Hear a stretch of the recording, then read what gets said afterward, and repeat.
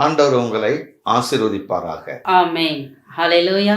நித்தியம் TV channel விசுவாச பிள்ளைகளுக்கு யாவருக்கும் உங்களை அன்பின் வாழ்த்துக்களை நாங்கள் தெரிவித்துக் கொள்கிறோம். இப்பொழுது நாங்கள் கடந்து வந்த பாதைகளில் எங்களுடைய சாட்சிகளை நித்தியம் டிவியில் ஒளிபரப்ப வேண்டும் என்று தேவன் தீர்மானித்திருக்கிறார். இப்பொழுது எங்களுடைய சாட்சிகளை நாங்கள் உங்களிடத்தில் சொல்லுகிறோம். இது உங்களுக்கு பிரயோஜனமாய் இருக்கும். தேவனுடைய நாமம் மகிமைப்படும். ஆமென். இந்த கனமான ஊழியத்தை செய்து வருகிறதான பாஸ்டர் சார்லஸ் ஐயாவையும் அவருடைய அருமையான சகோதரியையும் விசுவாச பிள்ளைகளுக்கும் நன்றி. நாங்கள் கடந்து வந்த பாதைகளை குறித்து ஒரு சில காரியங்களை உங்களிடத்தில் பகிர்ந்து கொள்ளலாம் என்று சொல்லி நாங்கள் விரும்புகிறோம். தேவன் உங்களையும் எங்களையும் தேவன் ஆசீர்வதிப்பாராக. ஆமென். கர்த்தர் நல்லவர். நான் ஆதியிலேயே என்னுடைய பெயர் பாலமுருகன். தீவிரமான விக்கிரகத்தை வணங்கி கொண்டிருந்த பொழுது, சிறு வயதா இருக்கும் பொழுது 2 கால்களும் போலியோ அட்டாக் மூலமாக செயலிழந்து போனது. அதற்கு பிறகு பள்ளிக்கூடம் செல்வதற்கு வாய்ப்பே இல்லை. இருந்தாலும் என்னுடைய தாய் தகப்பன்மார்கள் சென்று பள்ளிக்கூடத்தில் அவர்கிட்ட கெஞ்சி என் மகனை எப்படியாவது சேர்த்து கொள்ளுங்கள் என்று சொல்லி அவர்கள் கேட்டார்கள். அவர்களும் மனம் உகந்து பரவாயில்லை பிள்ளையை சேர்த்துக் கொள்கிறோம் என்று சொல்லி பள்ளிக்கூடத்தில் சேர்த்தார்கள். நான் பள்ளிக்கூடம் போவது ஒரு 4 வீல் வைத்து அதில் ஒரு கட்டை வைத்து அடித்து அதிலே தான் என்னை உட்கார வைத்து இழுத்து கொண்டு போவார்கள். அப்படி சென்று தேவ கிருபையினாலே நான் கல்லூரிக்கு தஞ்சை அரசு கல்லூரியிலே 93வது ஆண்டு நான் சேர்ந்த உடனே ஓராண்டு கழித்த உடனே என்னோடு கூட படிக்கிற ஒரு சக மாணவன் காலையில் 9 மணி இருக்கும் நான் கல்லூரிக்கு கிளம்பி வந்துட்டேன். அப்போ ஒரு சின்ன ஒரு நோட்டீஸ் என் கையில கொடுத்தார். அதை எடுத்து வாசிக்கும் பொழுது இயேசு கிறிஸ்து குறித்து ஒரு மீட்டிங் டேட் எல்லாம் போட்டு ஒரு இடத்தை குறித்து அப்படி இருந்தது. உடனே அவரிடம் கேட்டேன், இது என்னைய வேண்டி சொல்லி கேட்ட பொழுது இது ஒரு இயேசு குறித்து சொல்லுகிறதான ஒரு மீட்டிங் என்று சொன்னார்கள். அப்பொழுது நான் வாங்கின அந்த நோட்டீஸை எடுத்து கசக்கி அவன் முகத்திலே அடித்து விட்டேன். பேர் பாலமுருகன். நான் தீவிரமான அந்த இதில் பக்தியாக இருக்கிறதுனால எனக்கு இயேசுவை பற்றி கொஞ்சம் கூட விருப்பம் இல்லை. அப்படி இருக்கும் பொழுது அந்த நாள் முடிந்து விட்டது. ஈவினிங் என்னுடைய ஹாஸ்டல்ல நான் கல்லூரி முடித்த பிறகு என்னோட ஹாஸ்டலுக்கு முன்பாக ஒரு உட்கார்ற ஒரு இடம் இருக்கிறது. அதில் உட்கார்ந்து கொண்டிருந்தேன். அப்போ தூரமாய் நின்று ஒருவர் பேண்ட்டு ஷர்ட் போட்டுட்டு ஒருத்தர் கூப்பிட்றாரு. சாயங்காலம் 5 o'clock இருக்கும். அப்போ நான் என்ன யாராக இருக்குன்னு சொல்லி நான் இப்போ 3 கால் வண்டி தான் சைக்கிள் ஓட்டி தான் கல்லூரி படித்தேன். அப்படி பார்க்கும் பொழுது நான் யாராக இருக்குன்னு சொல்லி கிட்ட போகும் பொழுது இந்த காலையில் என்னோடு கூட படித்த மாணவன் கொடுத்த அதே நோட்டீஸை இவர்களும் கொடுக்கிறார்கள். அப்போ அவர்கள் என்ன யார் தெரியுமான்னு சொல்லி கேட்டாங்க. சார் உங்களை யாரும் தெரியல அப்படின்னு. நான் இந்த கல்லூரியில் வேலை செய்கிற ஒரு காலேஜ் ப்ரொஃபஸர் தான். தம்பி நீ 3 கால் வண்டியில் கால் முடியாமல் இருக்கிற உன் ஆண்டவர் ரொம்ப நேசிக்கிறார், நீ இந்த மீட்டிங் வர முடியுமான்னு சொல்லி இந்த நோட்டீஸ் கொடுத்த உடனே காலையில் என்னோட நண்பன் இருந்ததுனால கசக்கி அவன் முகத்தில் எரிந்து விட்டேன். இவர்கள் கல்லூரி பேராசிரியர் இருக்கிறதுனால என்னால் எரிய முடியவில்லை. அவர்கள் பெயர் KS செல்வராஜ் ப்ரொஃபஸர். அவர்கள் இந்த நாளிலே தஞ்சை பட்டணத்திலே பணி செய்து முடித்து விட்டு சென்னை பட்டணத்தில் தாமஸ் மவுண்ட்ங்கிற இடத்துல இன்று இருக்கிறார்கள். KS Selvaraj professor. அவர் மூலமாக தான் நான் இயேசுவை ஏற்றுக்கொண்டு இந்த ஊழியம் கல்லூரி மாணவர் மத்தியிலே நடக்கிறதான EU மினிஸ்ட்ரி என்று சொல்லுவார்கள், இவாஞ்சலிக்கல் யூனியன். அப்போ மாணவர் நற்செய்தி மன்றத்தின் மூலமாக தான் என்னை சார் அழைத்த பிறகு நான் போய் அதில் கலந்து கொண்டேன். இயேசுவை சொந்த இரட்சகராக தேவன் மெல்ல என்னை நேசித்து அவரை சொந்த இரட்சகராக ஏற்றுக்கொள்ளும்படி தேவன் கிருபை பாராட்டினார். அதற்கு பிறகு MA MPhil படித்து முடிக்கிற அந்த நேரத்தில் சரியாக நான் சபைக்கு போவேன், சில டைமில் போகாமல் இருப்பேன். அப்படியெல்லாம் இருக்கும் பொழுது திடீரென்று என்னுடைய சொந்த சகோதரி முடியாமல் போய்விட்டார்கள். பல இடங்களுக்கு சென்றோம், சுகமாகவே இல்லை. அப்பொழுது நான் சொன்னேன், நான் வணங்குற தெய்வத்தை நீங்களும் வணங்கி பாருங்கள் என்று சொல்லி ஒரு நாள் சபை கூட்டிகிட்டு வந்தேன். ஒரு பெந்தகோஸ்த சபைக்கு நான் இந்த CSI சர்ச்சில் ஒரு மெம்பராக இருந்தேன். அங்கே தான் எனக்கு தேவ சபை என்று சொல்லி எனக்கு தெரியும். அதற்கு பிறகு ஒரு பெந்தகோஸ்த சபைக்கு போகிற ஒரு வாய்ப்பு எங்கள் கல்லூரி பக்கத்திலே இருந்ததினாலே, தூரமாக இருக்கிற என்னோட சபைக்கு போக முடியாத காரணத்தினாலே அருகில் செல்வோம் என்று சொல்லி நான் பக்கத்தில் இருந்த பாஸ்டர் மில்டன் ராபர்ட் ஐயா அவங்களோட சபைக்கு தான் நான் ஒரு அங்கத்தினராக அங்கே போய் சேர்ந்து அதற்கு பிறகு ஒவ்வொரு வாரமும் நான் அங்கே செல்வது உண்டு. நான் படித்து கொண்டிருந்தாலும் என்னோட கிராம பகுதியில் இருக்கிற ஜனங்களை எப்படியாவது கிறிஸ்துக்குள்ளே நடத்த வேண்டும் என்று சொல்லி அநேக ஜனங்களுக்கு போய் கிராமங்கள் தோறும் 3 கால் சைக்கிளை ஓட்டி கொண்டு சில பேரை கூட்டிக் கொண்டும் பல இடங்களில் நாங்கள் ட்ராக்ஸ் கொடுத்துருக்குறோம். சில இடங்களிலே ஜனங்களுக்கு ஜெபித்திருக்கிறோம். அந்த நான் இருந்த கிராமத்தை சுற்றி இருக்கிறதான ஒவ்வொரு கிராமத்தில் நாங்கள் சுவிசேஷம் அறிவிச்சது உண்டு. நான் கல்லூரி போகும்போது படிப்பை தீவிரமாய் படிப்பேன். எப்படியாவது கல்லூரி பேராசிரியராக ஆக வேண்டும் என்று சொல்லி என்னோட வாஞ்சை. நான் வீட்டுக்கு வந்த உடனே ஊழியத்தை செய்ய ஆரம்பித்து விடுவேன். அது என்னவோ தெரியவில்லை, எனக்குள்ள இருக்கிறதான மிகப்பெரிய பாரம், நான் அறிந்த இயேசுவை இந்த ஜனங்களுக்கு சொல்ல வேண்டும் என்று. அப்படி கடந்து வரும் பொழுது தேவன் என்னோட அக்காவை அழைத்து வந்த உடனே ரொம்ப முடியாம இருந்தவங்க சுகமாயிட்டாங்க. சுகமான பிறகு அவர்களும் சொந்த இரட்சகராக இயேசு ஏற்றுக்கொண்டாங்க. அப்புறம் நானும் தீவிரமான ஒரு பக்தனாக மாறிவிட்டேன். காரணம், சிறு வயதிலே அம்மா அப்பாவை இழந்த நான் சிறு வயதிலே இறந்து விட்டார்கள். அப்போ என்னுடைய சொந்த சகோதரர்கள் என்னை வளர்த்தார்கள், படிக்க வைத்தார்கள். அப்போ அப்பேற்பட்ட நிலைமை இருக்கிற அக்காவுக்கே இப்படி முடியாம மறிச்சிட்டாங்கன்னா எப்படி இந்த உலகத்துல வாழ போனோம் அப்படிங்கிற ஒரு பெரிய கேள்விக்குறி இருந்தது. அதற்கு பிறகு அக்கா சுகமான பிறகு தேவன் என்னையும் தன்னுடைய சொந்த அக்காவே சுகமாயிட்டாங்க. இனி நம்மள ஆண்டவர் இருக பிடிக்கன்னு சொல்லி முயற்சிக்குள்ள நான் வந்தேன். அப்படி வரும் பொழுது கல்லூரி படித்து முடித்த உடனே ஒரு ஒரு 5-6 ஆண்டுகள் நான் காத்திருந்தேன் வேலைக்காக. அப்படி காத்திருக்கும் பொழுது அரசாங்க அறிவிப்பின்படி MA MPhil படித்தவர்களை ஒரு கல்லூரி பேராசிரியராக நியமிங்கள்னு சொல்லி ஒரு ஜீவோ வந்ததுனால அப்போ நான் அப்ளிகேஷன் அப்ளை பண்ணி அப்படி செலக்ட் பண்ணிட்டாங்க என்னை வந்து. நான் எந்த காலேஜ்னு சொல்லலை, ஆனாலும் சம்பளம்லாம் சொல்லிட்டாங்க. உங்களுக்கு நீங்கள் சர்டிஃபிகேட்லாம் பார்த்துட்டோம், MA MPhil இருக்குது, கால் முடியாமல் இருக்கிறீங்க, அம்மா அப்பா இல்லாமல் இருக்குது, அப்போது உங்களை நாங்கள் அப்பாயின்மெண்ட் பண்ணிட்டோம்னு சொல்லிட்டு இந்த 1 வீக் 10 டேஸில் உங்களுக்கு எந்த காலேஜ்னு இன்டர்வியூ வரும், நீங்கள் அப்படி ஜாயின் பண்ணுங்கன்னு சொல்லிட்டாங்க. அந்த டைமில் தான் நான் ஆண்டவரை, நான் இவ்வளோ ஆண்டுகள் காத்திருந்து நான் நினச்ச வேலை எனக்கு கிடைத்து விட்டது, நல்ல சம்பளம் கிடைக்கும், நல்ல வீடு கட்டி கொள்ளலாம், மற்ற பணங்களை வைத்து ஊழியர்களுக்கு சபைகளை தாங்கலாம், கல்லூரி பேராசிரியர் இருக்கிறதுனால சம்பளம் அதிகமாக இருக்கு, அப்போ அதை வைத்து நம்முடைய குடும்பத்தை நடத்தி கொள்ளலாம், எல்லா சபைகளுக்கும் நம்ம உதவி செய்யணுமே அப்படிங்கிற மிகப்பெரிய பாரம் தான் வேலைக்கு போகணுங்கிற சிந்தை. அப்படி இருக்கும் பொழுது இன்டர்வியூலாம் எல்லாம் ரெடியாகி போகிற டைமில் அந்த இன்டர்வியூவர் சொல்கிறாங்க, சார் இந்த வேலையை உங்களுக்கு கொடுக்க முடியாது சார்ன்னு சொல்லி சொல்கிறாங்க. அப்போ அதற்கு முன்பாக நீ கேட்டிங்கன்னா ஒரு மெல்லிய சத்தம் காதில் விழுகிறது, மகனே அரசாங்க வேலைக்காக இவ்வளவு பிரயாசப்பட்டு வந்திருக்கிறாய், ஆனால் இந்த அரசாங்க வேலையை நான் அப்படிப்பட்ட வேலையை உனக்கு அதற்காக நான் உன்னை தெரிந்து கொள்ளவில்லை, இந்த கனமான ஊழியம் செய்வதற்காக தான் உன்னை தெரிந்து கொண்டேன்னு சொல்லி ஒரு மெல்லிய சவுண்டு வருகிறது, ஒரு சத்தம். நான் அதை என்னை அல்ல தட்டி விட்டேன், என்னமோ என்று சொல்லி. அப்படி சத்தம் வந்த உடனே அந்த இன்டர்வியூ நடத்துகிற மேடம் சொல்கிறாங்க, சார் இந்த வேலையை நம்மளுக்கு கொடுக்க முடியாதுன்னு சொல்கிறாங்க. என்னன்னே புரியலை. அப்போ எடுத்து பார்க்கும் பொழுது ஒரு அட்டஸ்டட் போட்ட ஒரு PG அசிஸ்டன்ட் டீச்சர் வந்து போட்ட ஒரு இயரை தப்பாக போட்டதுனால என்னை வெளியே அனுப்பிட்டாங்க. அங்கே ஏறக்குறைய 100 பேர் வந்திருப்பாங்க, ஏறக்குறைய 99 பேர் உள்ளே போயிட்டாலும் நான் மட்டும்தான் வெளியே வந்துட்டேன். எனக்கு ரொம்ப கண்ணீர், எவ்வளவு வேலை கிடைச்சி எவ்வளவு கண்ணீர் விட்டேனோ, ஆனந்த கண்ணீர். அவங்க வெளியே நெக்லெக்ட் பண்ணி வெளியே அனுப்பின பிறகு கண்ணீர் விட ஆரம்பிச்சிட்டேன். எனக்கு ஒன்றுமே புரியலை. அதற்கு அப்புறம் திரும்ப நான் வீட்டுக்கு வந்த பிறகு ஆண்டோட கேட்க ஆரம்பிக்கும் போது ஆண்டவர் சொன்னார், 1 தீமோத்தேயு 1:12 தேவன் எனக்கு காண்பித்தார். அதில் நீ உண்மை உள்ளவன் என்று எண்ணி இந்த கனமான ஊழியத்தை நான் உன்னிட்ட எதிர்பார்க்கிறேன் மகனே, நீ ஊழியத்துக்கு வர வேண்டும் என்று சொல்லி சொன்னார். ஊழியத்துக்கு வந்தால் மிகவும் கஷ்டமாக இருக்குமே, கால் வர முடியாமல் இருக்கிறோம், நம்ம கல்யாணம் பண்ணோம்னா மனைவியை பார்க்கணும், பிள்ளைகளை படிக்க வைக்கணும், நிறைய எக்ஸ்பென்ஸ் இருக்குது.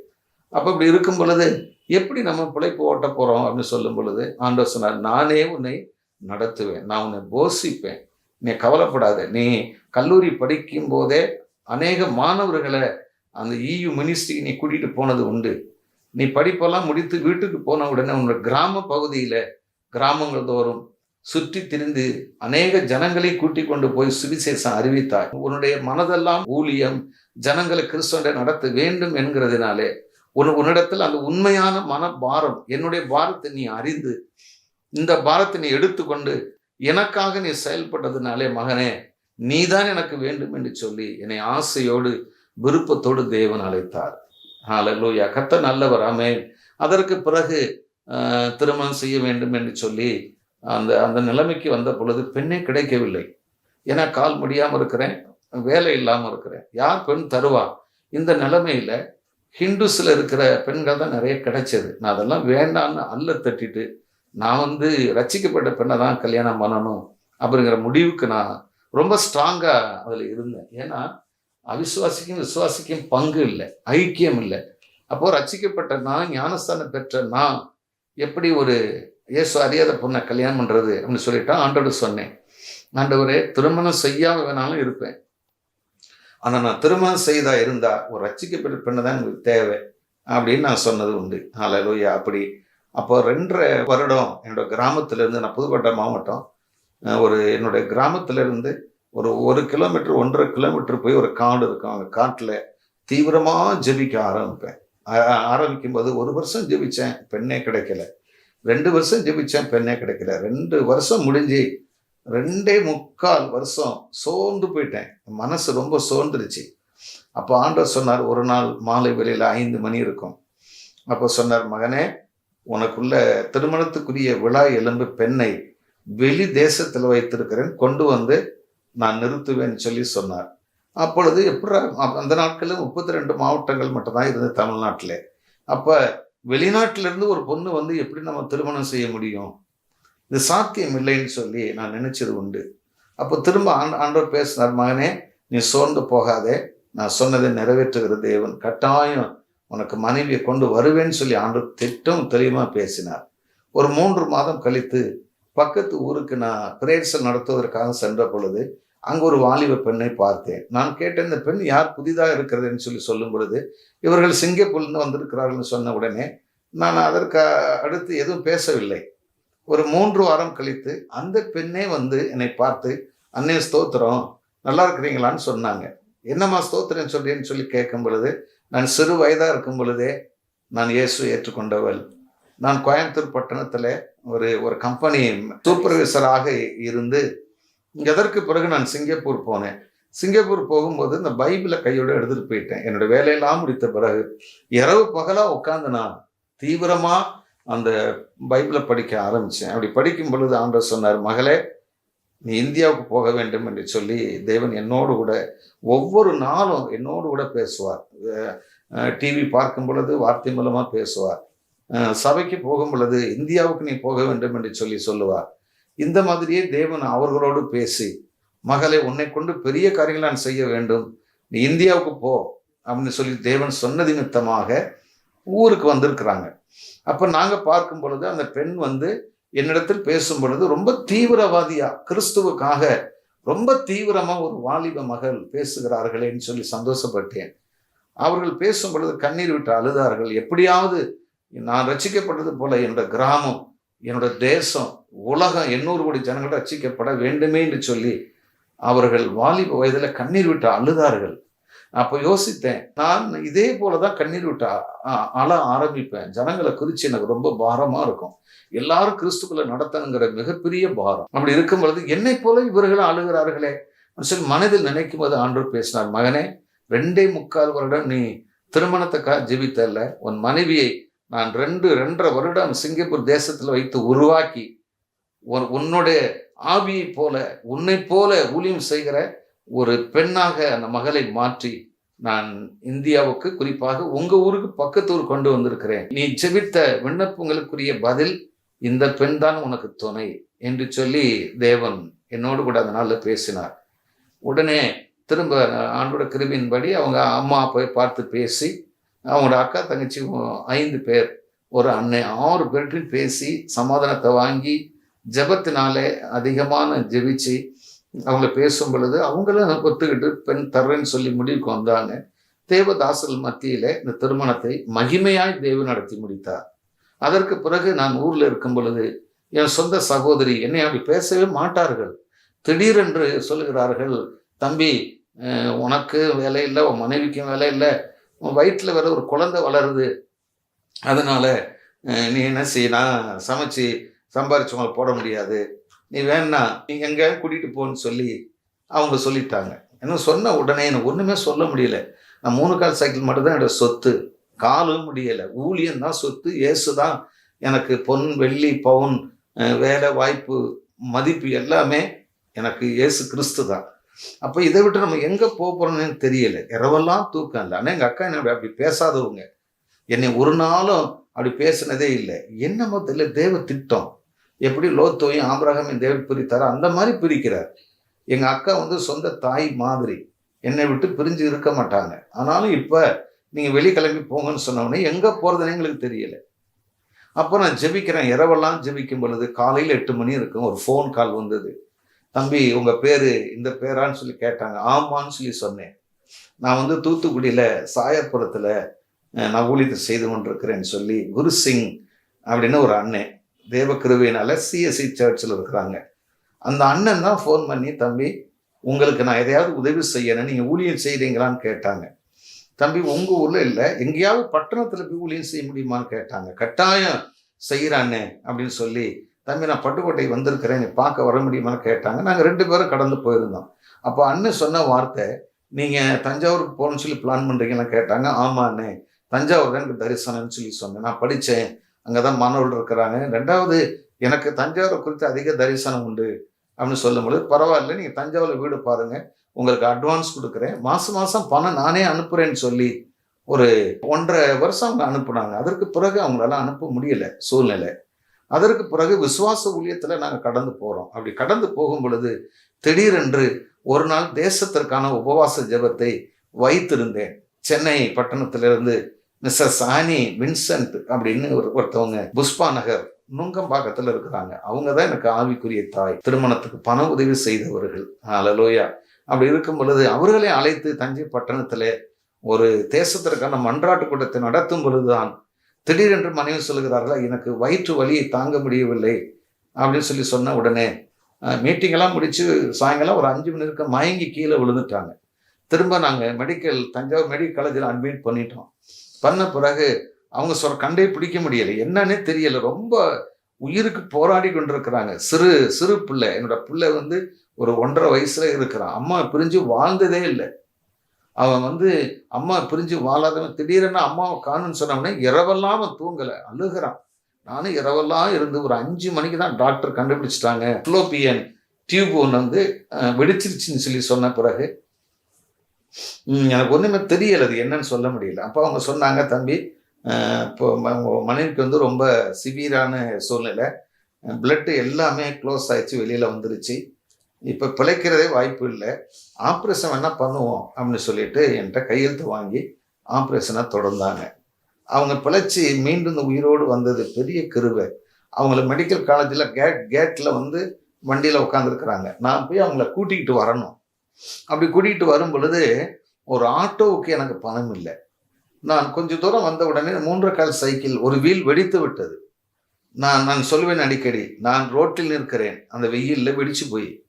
மனைவி கேட்டில் உட்காந்துருக்கிறாங்க, கூட்டிகிட்டு வர்றதுக்கு ஆட்டோ இல்லாமல் பணம் இல்லாமல் தவிக்கிறோம். பணமே 1 ரூபா கூட கிடைக்கவே இல்லை, ஒன்றும் செய்யவே முடியல என்னால்.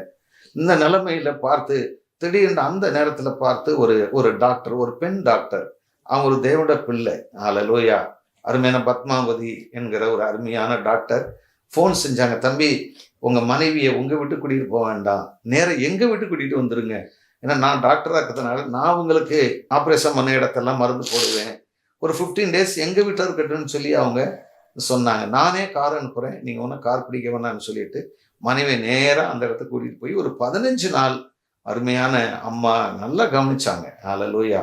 அது மாதிரி நாங்கள் கடந்து வந்த பாதைகள்லாம் கடினம். இதற்கு பிறகு என்னோட மனைவி சில காரியங்களை ஷேர் பண்ணுவாங்க. அதற்கு பிறகு நான் அந்த முடிவு காரியத்தை உங்கள் மத்தியில் கூற வாஞ்சிக்கிறேன். Praise the Lord. கர்த்தருக்கு ஸ்தோத்திரம். ஆண்டவர் நம்மை ஆசீர்வதிப்பாராக. அல்லேலூயா. இந்த கண்ணீர் தேவனுடைய மகிமையை செலுத்துகிறது. ஹல்லேலூயா. கர்த்தர் தாமே ஆசீர்வதிப்பாராக. நம்முடைய பாஸ்டர், என்னுடைய கணவர், 2 கால்களும் நடக்க இயலாதவர். ஆனால் பிறக்கும்போது மற்ற குழந்தைகளைப் போல தான் அவர்களும் பிறந்தார்கள். 3 வயதில் அவர்கள் அதாவது அவங்க சகோதரி பிறந்து 10 வருடம் கழித்து இவர்கள் பிறந்ததினால இவர்கள் மீது என்னுடைய மாமியார் அன்பு வைத்ததினால அழகுள்ள பிள்ளை என்று நினைத்து யார்ட்டையும் கூட கொடுக்க மாட்டாங்களாம், வீட்டுக்குள்ளேயே தான் வைத்திருப்பார்களாம். அப்படி வளர்த்தார்கள். ஒரு நாள் திடீர்னு 2 காலும் செயலற்று போன ஒரு சூழ்நிலை வந்தது. அடுத்தபடியாக அவருடைய தகப்பனார் 8வது படிக்கையில் இறந்து போய்விட்டார். அடுத்து அவருடைய தாயார் 12வது படிக்கும்போது இறந்து விட்டார். இருள் சூழ்ந்த அந்த நேரத்தில் ஆண்டவருடைய கிருபையின்படி இவங்க கல்லூரி படிக்கிற அந்த வேளையிலே இயேசுவை தெரிந்து கொள்வதற்கு ஒரு வாய்ப்பு கிடைத்தது. அந்த வாய்ப்பு கிடைத்திருந்தாலும் அது நீண்ட நாட்களாக இல்லை. ஏனென்று சொன்னால் அவருடைய சகோதரியுடைய மகன், திடீரென ஒரு வாலிப மகன் இறந்து போய்விட்டான். அப்பொழுது இவர்களுக்கு ரொம்ப வேதனையாக இருந்தது. நாம் ஜீவனுள்ள தேவனை ஆராதித்தோம். என்னுடைய சகோதரிய மகனை நான் இழக்க கொடுத்துட்டேனே. உங்களுக்கு தெரியும், 30 ஆண்டுகளுக்கு முன்பதாக எப்படி ஒரு கிராமத்தில் இயேசுவை குறித்து பேசுவார்கள் என்று உங்களுக்கு தெரியும். அந்த சூழ்நிலையை அல்லேலூயா அப்படிங்கிற புள்ள இழக்க கொடுத்துட்டானே அப்படின்னு சொல்லி எல்லாம் பல அவமானங்கள். 1 வருடம் 2 வருடம் ஆலயத்திற்கு போகாமல் இருந்தார்கள். பின்பு அவர்கள் மீண்டும் ஆண்டவருடைய கிருபையின்படி அவர்கள் ஆலயத்திற்கு வருகிறதற்கு ஒரு வாய்ப்பை தேவன் உருவாக்கித்தார். அவர்கள் என்னுடைய பக்கத்து ஊர் தான். ஆனால் நான் என்னுடைய இளவயதிலிருந்து அவர்களை நன்கு அறிவேன். எப்படி அறிவேன் என்று சொன்னால், அவர்களுடைய அக்கா மகள் என்னுடைய கிளாஸ்மேட்டாக இருந்தபடினாலே அப்பொழுது இவர்களுடைய வீட்டுக்கு நான் சென்றிருக்கிறேன். அவர்கள் அக்கா மகள் அழைத்து கொண்டு போயிருந்தார்கள். அவர்கள்தான் இவர்களை திருமணம் செய்ய வேண்டும் என்று சொல்லி, ஏன்னா அப்பொழுதே அவங்க தாயார், என்னுடைய மாமியார் தன்னுடைய மகளிடத்தில் கேட்டுக்கொண்டார். என்னுடைய மகனுக்கு 2 காலும் முடியாமல் இருக்கிறதுனால உன்னுடைய மகளைத்தான் நீ கொடுக்க வேண்டும் என்று சொல்லி அவர்களிடத்தில் சத்தியம் வாங்கினது போல வாங்கி கொண்டார்கள். அதையும் நாங்கள் படிக்கிற அந்த நாட்களில் இவர்களுடைய அக்கா மகள் எங்களிடத்தில், எங்களுடைய நண்பர்கள் வட்டாரத்தில் அவர்கள் சொல்லியது உண்டு, எனக்கும் தெரியும். ஆனால் இவர்கள் அந்த மகள் இயேசுவை அறியாமல் இருந்தபடினால எனக்கு வேண்டாம் என்று சொல்லி வேறொரு மாப்பிள்ளைக்கு அவர்கள் திருமணம் செய்து வைத்து விட்டார்கள். பின்பு அவர்கள் திருமணத்திற்காக ஜெபித்து கொண்டிருக்கிற வேளையில் நான் சிங்கப்பூர் தேசத்தில் வேலை செய்து கொண்டிருந்தேன். ஒரு 3 ஆண்டுகள் நான் சிங்கப்பூர் தேசத்திலே நான் வேலை செய்து கொண்டிருந்தேன். அதற்கு முன்பதாக நான் கோயம்புத்தூரிலே நான் வேலை செய்தேன். சூப்பர்வைசராக நான் அங்கே பணியாற்றினேன். பின்பு தேவன் எனக்கு ஒரு வாய்ப்பை கொடுத்ததினால நான் சிங்கப்பூருக்கு நான் சென்றிருந்தேன். அப்படி நான் சென்றிருந்த போது நானும் ஒரு இயேசுவை அறியாத குடும்பத்தில் தான் நான் பிறந்தேன். நான் இயேசுவை சொந்த இரட்சகராக என் இளவயதிலேயே நான் இயேசுவை அறிந்து கொள்ள எனக்கு தேவன் கிருபை செய்தார். அதனால் அந்த இளவயதிலிருந்து அந்த வாலிப வயது வரை நான் விடாமல் நான் இருந்தேன். சிங்கப்பூர் தேசத்திற்கு நான் செல்லும்போது இந்த பைபிளையும் நான் எடுத்துக்கொண்டு சென்றிருந்தேன். அப்படி எடுத்துக்கொண்டு சென்றிருக்கும்போது என்னுடைய வேலைகளெல்லாம் முடித்த பிறகு நான் என்ன செய்வேன் என்று சொன்னால், இந்த வேதத்தை நான் அந்த 3 வருடத்திற்குள்ளாக நான் 5 முறை வேதத்தை முழுவதும் வாசிக்க எனக்கு கர்த்தர் கிருபை செய்தார். நான் இன்றைக்கு ஏறக்குறைய நான் 12 முறைக்கு மேற்பட்டு நான் அதிகமாக நான் வேதத்தை நான் வாசித்திருக்கிறேன். இன்னும் நான் வாசிக்க வேண்டும் என்று சொல்லி வாஞ்சிக்கிறேன். அப்படி வேலை செய்து கொண்டு இருக்கிற வேலையில் என்னுடைய எண்ணமெல்லாம், என்னுடைய வாஞ்சையெல்லாம் இந்திய தேசத்திற்கு போக வேண்டும். ஆண்டவர் என்னோட பேசுகிறார், ஒரு நண்பனை போல என்னிடத்தில் பேசுகிறார். நீ இந்தியா தேசத்துக்கு போக வேண்டும் அப்படின்னு சொன்னார். ஆண்டவர்னா எனக்கு அலாதி பிரியம். அவர் என்ன சொல்றாரோ நான் அதை செய்யறதுக்கு நான் ரெடியா இருப்பேன். போனா வானா வருவேன், உட்காருனா உட்காருவேன், எழுந்துன்னா எழுந்திருப்பேன், இந்த ஊழியர் செய்யினா செய்வேன். அவர் என்ன சொல்லுகிறாரோ அதை செய்யறதற்கு நான் முயற்சிப்பேன். அப்படி முயற்சிக்கிற வேளையில நான் இந்தியாவுக்கு ஒரு 2 மாதத்திற்குள்ளாக 40 நாள் உபவாசத்தில் நான் இருக்கிறேன். எப்படி ஊழியம் செய்ய வேண்டும், என்ன செய்ய வேண்டும் என்று சொல்லும்போது தான் ஆண்டவருடைய கிருபையின்படி என்னுடைய சொப்பனத்தில் 21வது நாள் இவர்கள் என்னுடைய கணவர் என்று சொல்லி ஆண்டவர் சொல்லுகிறார். 1 நாள் 2 நாள் 3 நாள் நான் இப்படி தொடர்ந்து 1 வாரம் என்னிடத்தில் அதை சொல்லிக்கொண்டே இருந்தார். சொல்லிக்கொண்டு இருக்கிற வேளையில் நான் வாலிப பிள்ளை. நான் போய் என் தாயிட்டையும் சொல்ல முடியாது, என் தகப்பனிடத்திலும் சொல்ல முடியாது, சகோதரிடத்திலும் சொல்ல முடியாது. நான் ஜெபித்து கொண்டிருந்தேன். அடுத்தபடியாக ஆண்டவருடைய கிருபையின்படி தேவன் இவர்களிடத்திலையும் என்னுடைய கணவரிடத்திலையும், இவள் தான் உன்னுடைய மனைவி, நீ போய் கேளு என்று சொல்லும் பொழுது என்னுடைய தகப்பனாரிடத்தில் அவர்கள் கேட்டார்கள். அப்படி கேட்கிற வேளையில் தேவன் எங்களுக்கு திருமணத்தை செய்தார். இன்னொரு பதிவை கூட நான் ஆசைப்படுகிறேன். இன்றைய காலகட்டத்திலும் சரி, முன்னாடி காலகட்டங்களிலும் சரி, வரதட்சணை என்பது மிகவும் ஒரு கொடியதான ஒரு பிசாசு. ஒரு பிசாசை போல என்ன செய்யுதுன்னா இன்னைக்கு இருக்கிறது. ஏனென்று சொன்னால், இன்னைக்கு வரதட்சணை அதாவது கொடுக்க முடியாமல் இன்னைக்கு எத்தனையோ வாலிப பிள்ளைகள் அந்த சூழ்நிலை இவர்கள் என் தகப்பனார் இடத்துல பெண் கேட்கும்போது, நீங்கள் எனக்கு ஒரு வரதட்சணையும் கொடுக்க வேண்டாம், 1 ரூபாயும் எனக்கு கொடுக்க வேண்டாம், உங்களுடைய மகளை எனக்கு கொடுத்தால் போதும், நான் ஊழியம் செய்ய வேண்டும். இந்த வார்த்தைகள் எல்லாம் சொல்லும்போது நான் என் தகப்பனாருடைய அருகில் இருந்தேன். ஆண்டவருடைய கிருபையின்படி அவர்கள் சொன்னார்கள், இப்போ வரதட்சணையே வாங்காமல் இல்லாமல் என்னுடைய தகப்பனார் இதை கொடுத்தார், அதை கொடுத்தார், இது என் தகப்பனருடைய சொத்து, இதை கொடுத்தார் என்று சொல்ல முடியாது. நாங்கள் உடுத்திய ஆடை உட்பட அது கர்த்தரே எங்களுக்கு தேவன் நியமித்து என்னுடைய திருமணத்தை ஒரு விழாவை போல தேவன் எங்களுக்கு முடித்து கொடுத்தார். ஆண்டவருடைய கிருபையின்படி ஊழியத்தை செய்து கொண்டு வருகிறோம். எங்களுக்கு 2 ஆண் பிள்ளை இருக்கிறது. மூத்த மகன் திருமணமாகி 10 மாதத்திற்குள்ளாக பெற்றெடுக்க கற்பத்தின் கனியை ஆசீர்வதித்தார். என் இளைய மகன் ஆண்டவருடைய கிருபையின்படி 5 வருடங்களாக ஆகிவிட்டது. பாஸ்டர் முன்னாடியே சொல்லியிருக்கிறார். என்னுடைய அந்த ரைட் சைடு உள்ள அந்த ஃப்ளோமினன் டியூப் வெடிச்சு போனதுனால நான் போராடி கொண்டிருந்தேன். ஆண்டவருடைய கிருபையின்படி அவங்க ஃபேமிலி பிளான் பண்ணிக்கோங்க அப்படின்னு சொல்லி டாக்டர்ஸ் என்கிட்ட சொன்னார்கள். ஆனாலும் நான் சிங்கப்பூர் தேசத்தில் இருக்கும்போது உனக்கு 2 ஆண் பிள்ளையை தருவேன் என்று எனக்கு வாக்கு கொடுத்தார். அதே போல நான் அதை பற்றி அவர்கள் சொல்லும்போது ஒன்றும் சொல்லவில்லை. இருந்தாலும் என்னை அனுப்பி விட்டார்கள். 3 வருடம் கழித்து ஆண்டவருடைய கிருபையின்படி என் பிள்ளைய 2வது இளைய மகனை பெற்றெடுக்க கர்த்தர் கிருபை செய்தார். இதுல இன்னொரு ஆச்சரியம் என்னவென்று பார்த்தீர்களானால், என் மூத்த மகன் 3 மாதம் இருக்கும்போது என் தேவன் என்னிடத்தில் சொல்லுகிறார், உன் மகனுக்கு யோவான் என்று பெயரிடு அப்படின்னு சொல்றார். அதே போல பாஸ்டர்கிட்டையும் உன் மகனுக்கு யோவான் என்று பெயரிடு. நாங்கள் ஒருவரோடு பேசிக்கொள்ளும் போது பகிர்ந்து கொள்ளும்போது சொன்னோம், இந்த மாதிரி தம்பிக்கு பேர் வைக்க சொல்றாரு அப்படின்னு சொல்லி, கற்பத்தின் கனி ஆண் பிள்ளையா பெண் பிள்ளையான்னு தெரியாது, நான் மாதம் 3 மாதம். அப்போ அதே போல தேவன் சொல்லிவிட்டார் என்று சொல்லி ஒரு சின்னதாக ஒரு டம்ளர் வாங்கி அதற்கு யோவான் என்று நாங்கள் என்ன செஞ்சு விட்டோம், பேர் எழுதி விட்டோம். அதே போல இளைய மகனும் அப்படிதான். பிறந்தது 2015, ஆனால் நான் எழுதுனது 2012. என்னுடைய டைரியில் காலேப் அப்படின்னு சொல்லி அந்த பேர் எழுதவும் கர்த்தர் கிருபை செய்தார். அதே போல 2015 பெற்றெடுக்கவும் கர்த்தர் கிருபை செய்தார். இவ்விதமாக நாங்கள் ஊழியத்தை நடத்தி வரும்போது தன் காலத்தின் தன் கனியை தந்து அப்படிங்கிறத ஏற்ற வசனம் என் வாழ்க்கையில 100க்கு 100 உண்மை.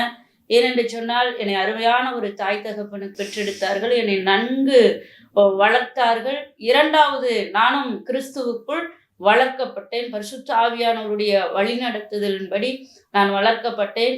அதே நேரத்துல தேவனுடைய கிருபையின்படி என் திருமணத்தை ஏற்ற வயதில் திருமணத்துக்கெல்லாம் நான் இயங்கவில்லை. என் திருமணத்தை ஆண்டவருடைய கிருபையின்படி நல்ல வயதில் எனக்கு திருமணம் செய்தார். 2 ஆண் பிள்ளையை தேவன் கொடுத்திருக்கிறார். அடுத்தபடியாக பார்க்கும்போது இளம் வயதிலே சபை நடத்துவதற்கு உண்டான சபை பாஸ்டர் அம்மா என்று சொல்லத்தக்கதாக அந்த சபை ஊழியத்தையும் ஆண்டவர் கொடுத்திருக்கிறார். அது கொடுத்தது மாத்திரமல்ல, நாங்கள் ஒவ்வொரு மாதமும் நாங்கள் 2வது சனிக்கிழமை தேசத்திற்கான மன்றாட்டு ஜெபம் எங்கள் மேலே விழுந்த கடமைன்னு சொல்லி ஒரு கூட்டத்தை வைத்து நாங்கள் அதை நடத்தி கொண்டு இருக்கிறோம். அதே வேளையில் நாங்கள் ஸ்பெஷல் கூட்டத்தையும் வைத்து ஆண்டவருடைய கிருபையின்படி பல கூட்டங்களை நடத்துவதற்கு தேவன் கிருபை செய்திருக்கிறார். நம்முடைய தமிழ்நாட்டில் பெரிய பெரிய ஊழியர்கள் என்று சொல்லி அல்லது ஊழியத்தை வல்லமையாய் நடத்தி கொண்டு வருகிற நம்முடைய ஊழியர்கள், அல்லேலூயா, நம்ம பத்மா அம்மா அவர்களை நாங்கள் அழைத்திருக்கிறோம். அடுத்து அண்ணன் பாஸ்டர் லூக்கா சேகர் அண்ணனை அழைத்திருக்கிறோம். அடுத்தபடியாக ஓசன்னா டிவி நடத்தி கொண்டிருக்கிறதான அன்பு அக்கா ஹேமா அக்காவையும் ஆரோக்கியராஜ் அண்ணனையும் அந்த டீம் அனைவரும் வந்திருந்தார்கள். இவர்கள் மாத்திரமல்ல, நம்ம ஜெபக்குமாரி அக்கா, எங்களை மிகவும் நேசிக்கக்கூடிய அக்கா ஜெபக்குமாரி அக்காவை நாங்கள் அழைத்திருக்கிறோம். அடுத்து தூத்துக்குடி மாவட்டத்தில் ஊழியம் செய்து கொண்டிருக்கிறதான மதிப்புக்குரிய ஐயா பொற்செல்வன் ஆசிர் ஐயாவை, இந்த மாதிரி பல ஊழியர்களை அழைத்து தஞ்சை பட்டணத்தில் நாங்கள் ஊழியத்தை நடத்தி கொண்டு வருகிறோம். இதற்கு இடையில என்னுடைய வாழ்க்கையில நடந்த 2 காரியத்தை நான் உங்களுக்கு சொல்லுகிறேன். ஒரு முறை நான் உயிருக்கு ஆபத்தாக அந்த ஃபிளோமினா வெடித்த அந்த பட்சத்தில் நான் போராடி கொண்டிருந்தேன். எனக்கு ஆப்ரேஷன்லாம் முடிந்த அந்த உடனே எனக்கு நிதானம் கொஞ்சம் அப்படி தெளிந்து அப்படி வருகிற வேளையில எனக்கு பிசாசுடைய சத்தம் கேட்டது. ஆய், நீ ஜெயித்து விட்டாய் அப்படின்னு சொல்லி எனக்கு ஒரு சத்தம் கேட்டது.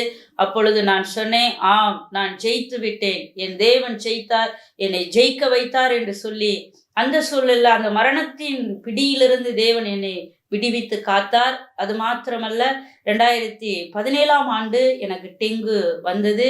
அப்பொழுதும் எனக்கும் உயிருக்கு, அதாவது என்னுடைய உயிர் தலாடி கொண்டு இருக்கும்னு சொல்லுவாங்களே, அதாவது எனக்கும் உயிருக்கு ஒரு அடி கூட இல்லை. நான் உயிர் அதாவது போனது அந்த சூழலில் இருந்தது. ஆனாலும் அருமையான ஆண்டவருடைய கிருபையின்படி அந்த சூழ்நிலையிலும் என்னுடைய உயிர் தப்பிவிக்கப்பட்டது.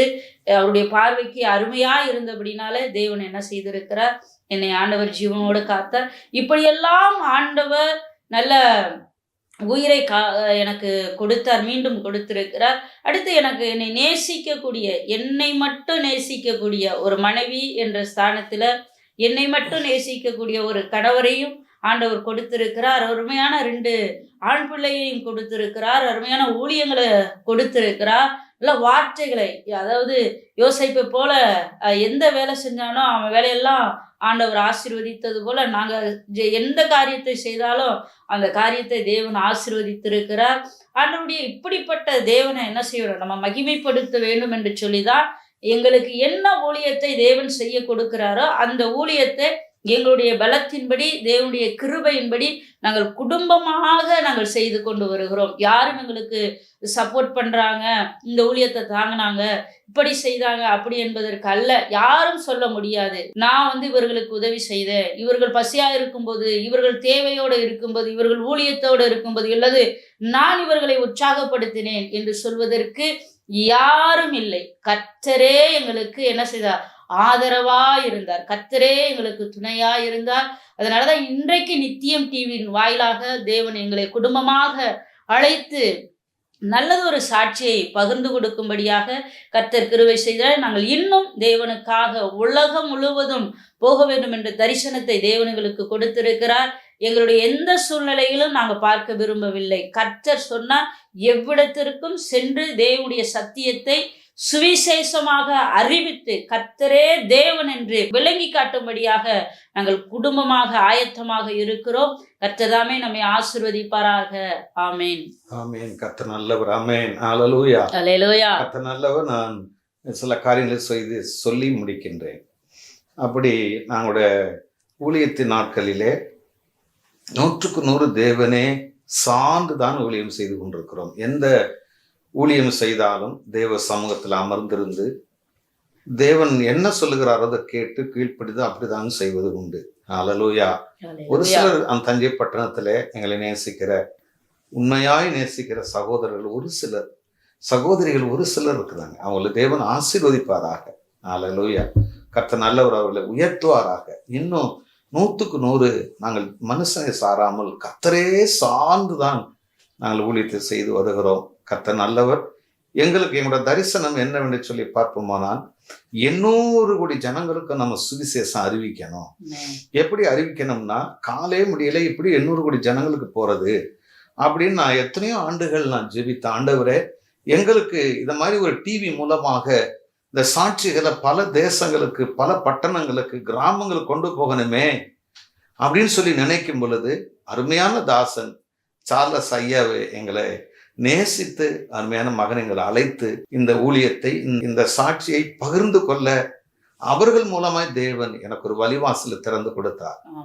என்னுடைய பாரமெல்லாம் 800 கோடி ஜனங்களும் ரட்சிக்கும். ஒருத்தர் கூட நரகத்து போகக்கூடாது. நீங்க மாசந்தோறும் தேசத்திற்கான மன்றாட்டு கூட்டம், ஜனவரி அந்த விடுமுறை நாட்கள்ல குடும்ப சமாதான பெருவிழா, இடைப்பட்ட நாட்களில் எழுப்புதல் கூட்டங்கள், இடைப்பட்ட நாட்கள்ல சகோதரிகள் கூடுகை அப்படின்னு சொல்லி தஞ்சை மாவட்டமே 9 தாலுக்கையும் அழைக்க வேண்டும் என்கிற தரிசனத்தோடு தான் நாங்கள் இயங்கி வருகிறோம். கர்த்தர் எங்களை ஆசீர்வதிக்க. எங்களிடத்தில் ஒரு பெரிய சபையோ மிகப்பெரிய ஆத்துமாக்களோ வண்டி வாகனங்களோ இல்லை. முழுக்க முழுக்க விசுவாசம், ஃபெய்த், 100க்கு 100 விசுவாசம். எங்களுக்கு என்ன வேண்டும் என்று சொன்னாலும் தேவ சமூகத்திலே என்னுடைய அறை அடைத்து திறப்பில் நின்று பல மணி நேரங்கள் நான் ஜெபித்திருக்கிறேன். சாட்சி சொல்ல போனால் வானம் கொள்ளாது அவ்வளவு சாட்சிகள் இருக்கிறது, அவ்வளவு மிராக்கள். எங்க வாழ்க்கையில கடந்த ஒரு சில சாட்சிகளை மாத்திரம்தான் உங்க மத்தியில சொல்லியிருக்கிறோம். நாங்க எங்களுக்கு நல்ல ட்ரெஸ் இல்லைன்னு நினைக்க மாட்டோம். நல்ல ஒரு சாப்பிட்றதுக்கு ஆகாரம் இல்லை அப்படின்னு நினைக்க மாட்டோம். வண்டி வாகனம் எல்லாம் ரிப்பேரா இருக்கு, என்ன செய்வோன்னு நினைக்க மாட்டோம். நடந்து போய் இந்த ஊழியத்தை செய்யின்னு சொன்னாலும் செய்வோம். அப்பேற்பட்ட, ஏன்னா எங்களை அழைத்த நோக்கத்தை நாங்கள் 2 பேரும் கண்டுபிடிச்சிட்டோம். அப்போ பிள்ளைகளும் எங்களோடு கூட இந்த பாடுகள் மத்தியில் பிள்ளைகள் சில டைம்ல சோர்ந்து போவாங்க. நமக்கு ஒரு நல்ல கீபோர்டு இல்லையே, நல்ல ஒரு இன்ஸ்ட்ருமெண்ட்ஸ் இல்லையே, அம்மா அப்பா இவ்வளவு ஊழியம் செய்கிறார்களே என்று சொல்லி பிள்ளைகள் சோர்ந்து போனது உண்டு. நான் சொல்லுவேன், அப்பா பல தேசங்களிலிருந்து உங்களுக்கு கீத வாத்தியங்களை தேவன் கொடுப்பார். பல தேசங்களுக்கு உங்களை கூட்டிட்டு போகிற அம்மா அப்பா இந்த ஊழியத்தை தஞ்சை பட்டணத்தில் இருந்து கடுமையான பவுல் எப்படி எவ்வளவு பாடுகள் மத்தியில் ஊழியம் செஞ்சாரோ அந்த பாடுகள் மத்தியில் ஒரு சபையும், கிராமத்துல ஒரு சபையும், அப்போ விசுவாசத்துல இந்த கூட்டங்கள்லாம் தேவன் எங்கள் மூலமா நடத்தி கொண்டிருக்கிறார். கர்த்தர் நல்லவர். இம்மட்டும் தேவன் எங்களை நடத்தி மனுஷன் மேல நம்பிக்கை வைக்காம கர்த்தர் மேலேயே நம்பிக்கை வச்சு இம்மட்டும் நடத்தி வந்திருக்கிற தேவனுக்கு நாங்கள் 2 பேரும் சேர்ந்து கோடி கோடி அவர் நன்றி செலுத்துகிறோம். ஆமென். அதே வேளையில நாங்கள் இந்த ஊழியத்தை நாங்கள் செய்து கொண்டிருந்தாலும் ஆண்டவருடைய கிருபையின்படி ராமேஸ்வரம் பகுதிக்கு ஊழியத்தை நிறைவேற்ற நாங்கள் சென்றிருக்கிறோம். பெங்களூர் பட்டணத்தில் ஊழியத்தை செய்ய நிறைவேற்றியிருக்கிறோம். ஊட்டி பகுதியில் நாங்கள் சென்றிருக்கிறோம். பெரும் பெரும் நகரங்களில் தேவன் எங்களை அழைத்து பயன்படுத்தி இருக்கிறார். அது மாத்திரமல்ல, துபாய் தேசத்திலிருந்து மலேசியா தேசத்திலிருந்தும் வந்து தேவனுடைய செய்தியை பகிர்ந்து கொடுத்திருக்கிறார்கள். நாங்கள் இயேசு தஞ்சை பட்டணத்தில் இயேசு சமாதானம் தருகிறார் ஊழியத்தை நாங்கள் நடத்தி கொண்டு வருகிறோம். தேவன் என்ன சொல்லுகிறாரோ அதை நாங்கள் செய்ய நாங்கள் குடும்பமாக நாங்கள் ஆயத்தமாக இருக்கிறோம். பெரிய தரிசனத்தையும் திட்டத்தையும் கொடுத்திருக்கிறார். பல தேசங்கள், பட்டணங்கள், யாருக்கெல்லாம் ஆண்டவருடைய சுவிசேஷத்தை அறிவிக்க வேண்டும் என்று சொல்லி தேவன் எங்கள் மேல் வைத்திருக்கிற அந்த கிருபையை நாங்கள் பயன்படுத்த வேண்டும் என்று விரும்புகிறோம். எங்களுக்காகவும் நீங்கள் தொடர்ந்து ஜெபியுங்கள். ஆண்டவருடைய கிருபையின்படி பெரிய ஒரு கிருபையையும் தரிசனத்தையும் கொடுத்திருக்கிறார். அந்த தரிசனம் நிறைவேற வேண்டும் என்று சொல்லி நாங்கள் பிரயாசப்படுகிறோம். எங்களுக்காக தொடர்ந்து ஜெபியுங்கள். கர்த்தர் உங்களை ஆசீர்வதிப்பாராக. ஆண்டவர் உங்களை ஆசீர்வதிப்பாராக. ஆமென். ஆமென். ஆமென்.